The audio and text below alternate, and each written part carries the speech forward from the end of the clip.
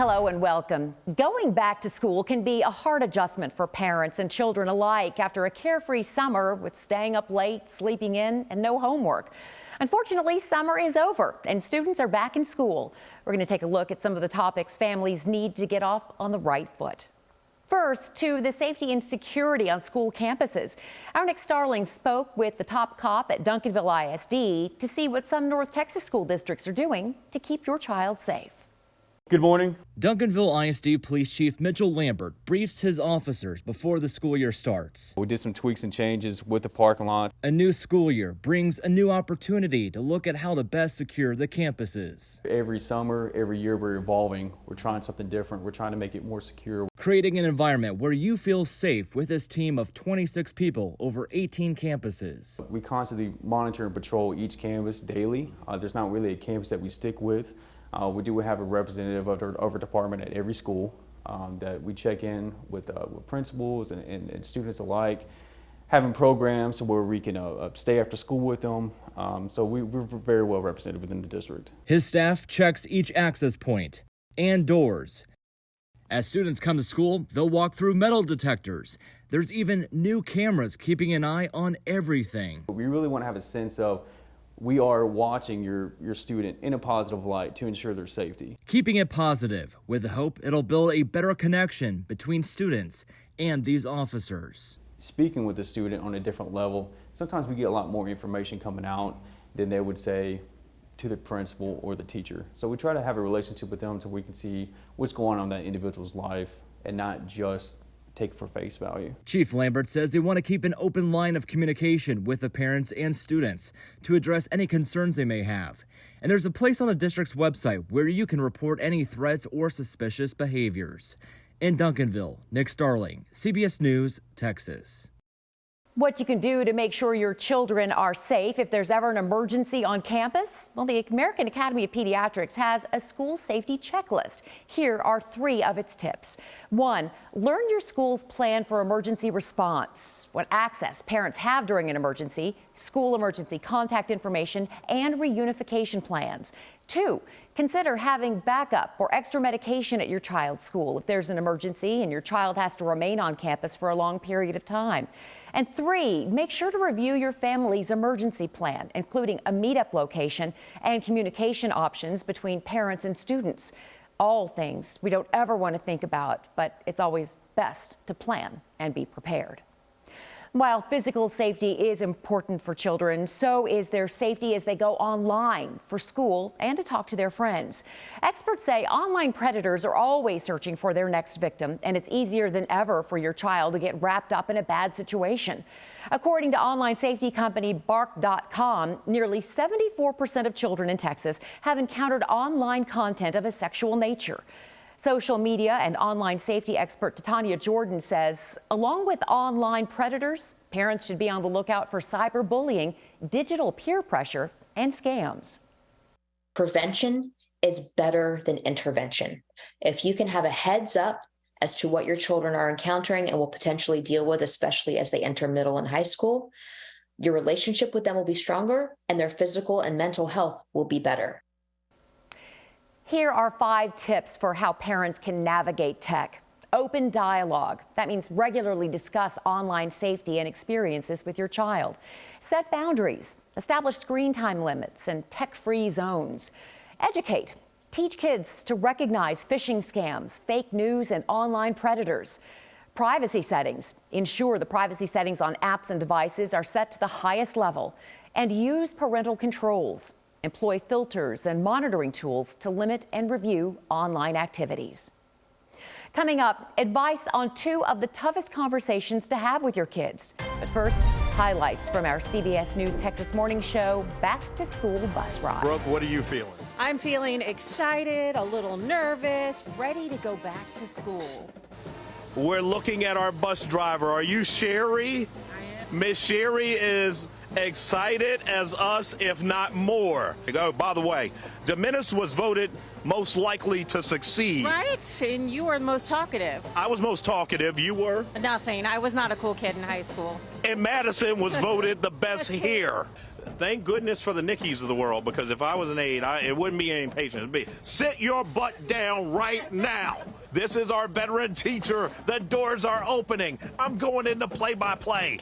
Tanner Smith. What is the best thing about a fresh start of a new school year? So you get to start over, give those kids what they deserve, start over, clean slate. Get prepared for our rookie to come on board. Sherry, let her in. Let her in. What are your feelings as you get set for this newness? Honestly, I'm anxious. I definitely want to do my best and be my best. But here at Arlington High School, I can proudly say that they prepared me. I think it's time for us to get off the bus. Thank you. We get quite the welcome. Bus driver Sherry, thank you. So cool. Hello, ladies.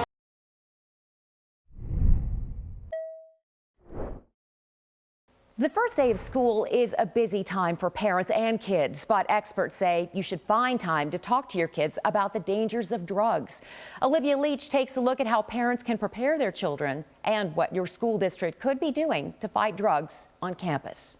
The beginning of the school year is an exciting time for parents and kids, but drug prevention experts say it's also a great time to talk to your kids about the risks of drug use. It's certainly an opportunity, but we encourage our parents to have ongoing conversations. June Dybel with the Recovery Resource Council says it's all about open communication.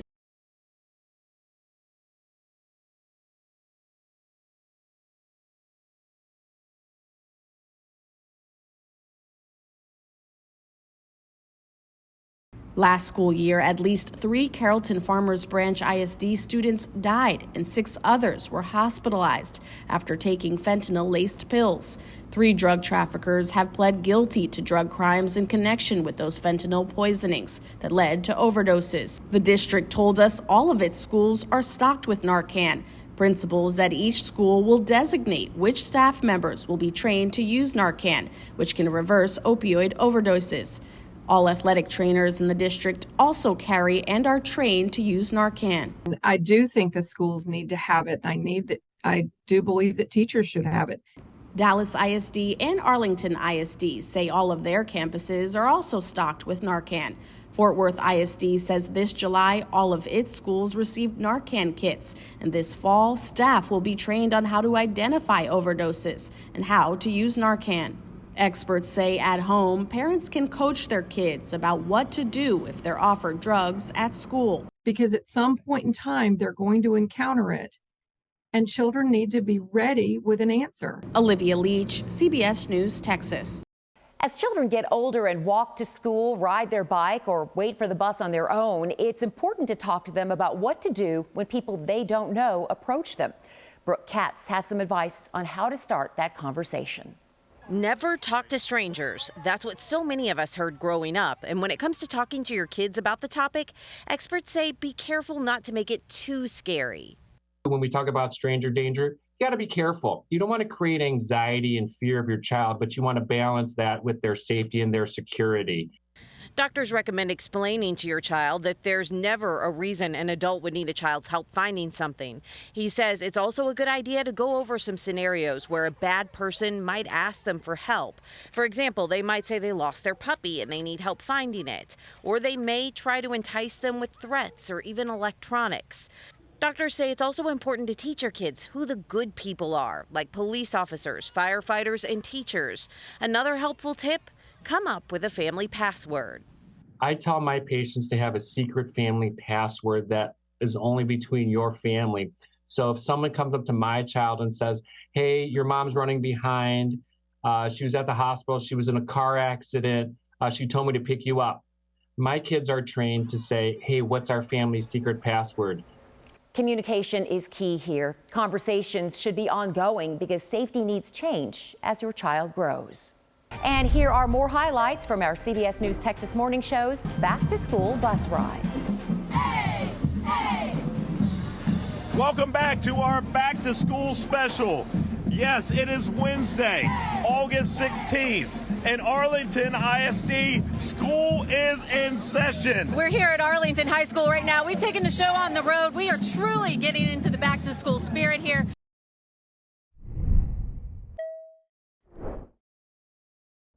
Going back to school can mean new clothes and a new hairstyle, but some districts say certain hairstyles go against dress code, keeping students from participating in school activities and ceremonies.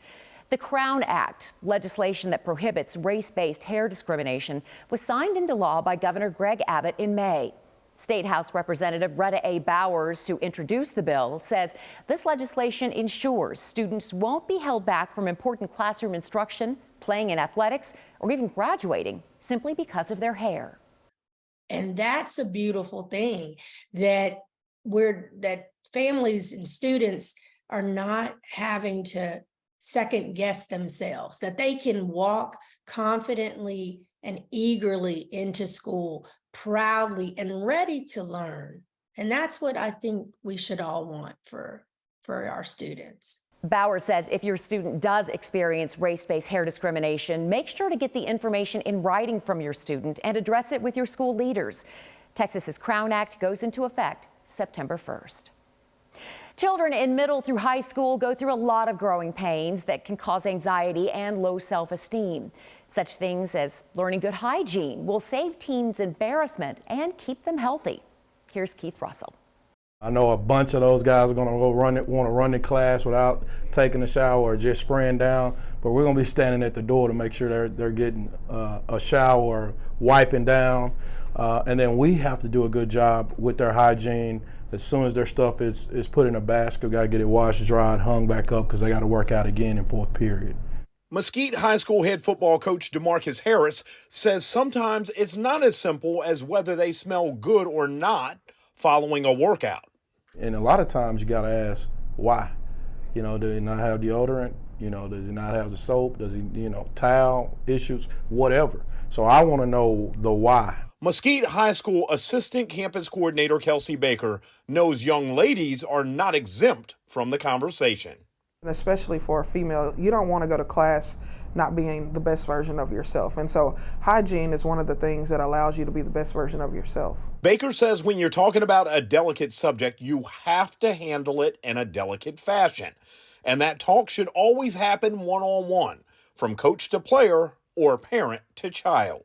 We're also going to tell them, like, hey, if we smell you, or hey, if we see something, we're going to say something, because we don't want to put you in a situation where you feel bullied or you feel attacked because somebody's talking about you.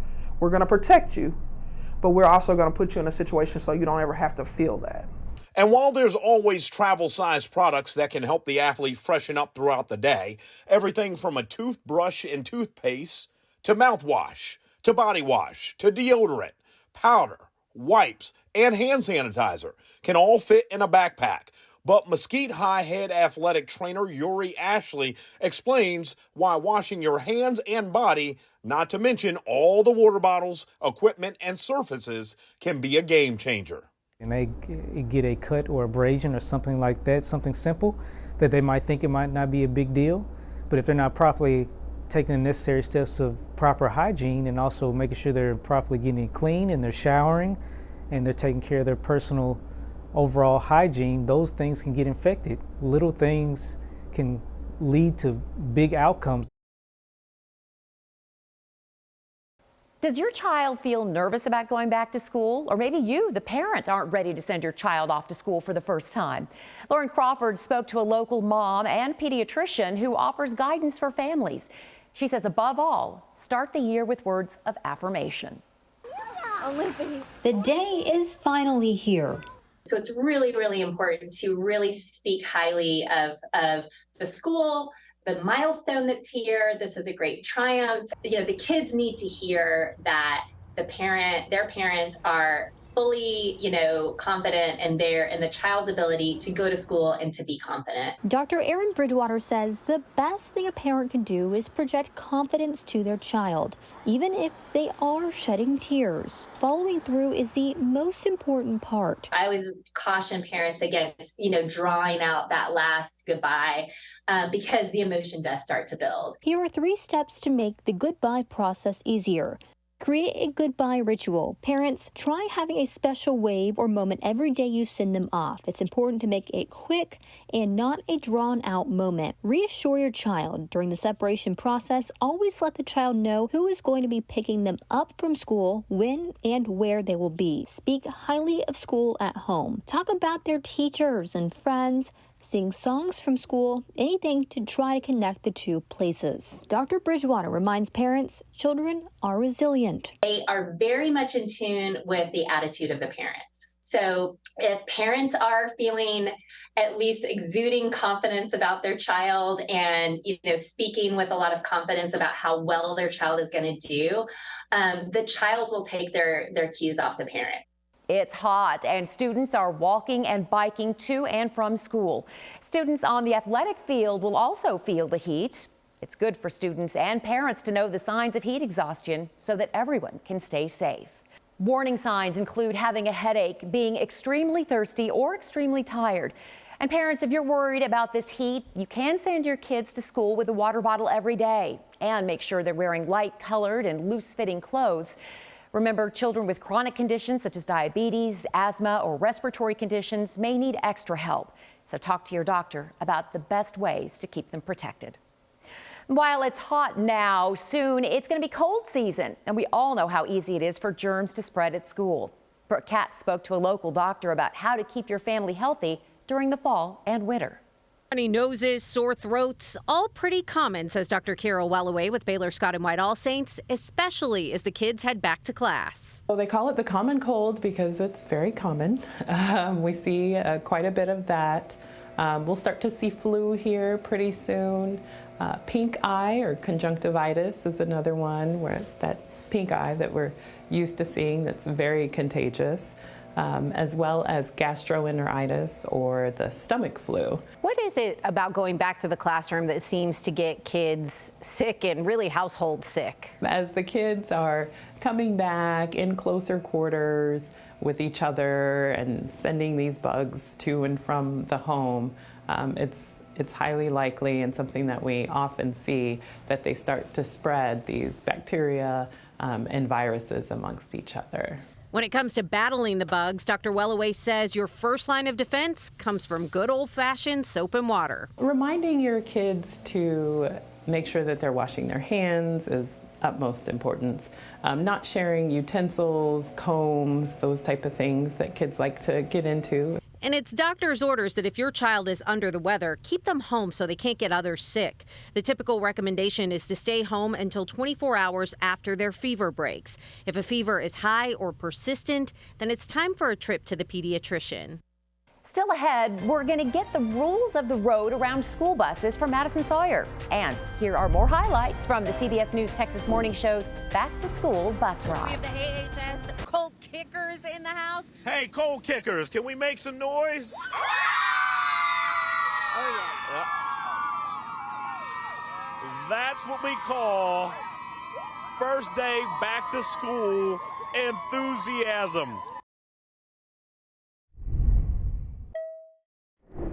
All drivers need to be aware of school zones and around school buses. And now is a good time to remind everyone about the rules of the road. Here's Madison Sawyer with some things to keep in mind when you see a school bus and those flashing red lights. According to Texas law, drivers have to stop when a school bus extends its stop sign or when it turns on its flashing red lights. When that happens, drivers in both directions must come to a complete stop on all lanes of traffic. Approaching drivers do not have to stop for a school bus that is operating a visual sign if the road is separated by a physical barrier or an intervening space like a median. And if a roadway is only divided by a left turn lane, it is not considered divided, and drivers must stop for school buses in both directions.